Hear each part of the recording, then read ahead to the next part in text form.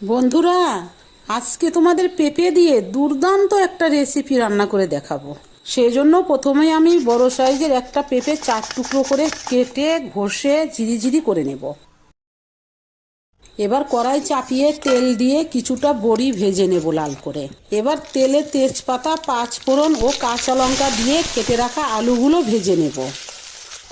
আলুটা ভাজা হয়ে এসছে, এবার কেটে রাখা পেঁপেগুলো দিয়ে দেব। পরিমাণ মতো লবণ, হলুদ ও ভেজে রাখা বড়িগুলো দিয়ে দেব। এবার বেশ কিছুক্ষণ জাল দেব, যতক্ষণ না পেঁপের জলটা শুকিয়ে নরম মোলায়েম না হয়ে আসছে ততক্ষণ জাল দিয়ে নেড়ে চেড়ে নিতে থাকবো। এবার জলটা শুকিয়ে যখন তেলটা ছেড়ে দেবে তখন 1 চামচ চিনি ও একটু সবজি মশলা দিয়ে নেড়ে চেড়ে নামিয়ে নিলেই রেডি পেঁপের ঘন্ট। এটা যে কি মজাদার ও পুষ্টিকর খাদ্য সেটা একদিন বাড়িতে বানিয়ে না খেলে বুঝতে পারবে না। তাই অনুরোধ রইল, অবশ্যই একদিন বানিয়ে খেয়ে দেখবে বন্ধুরা।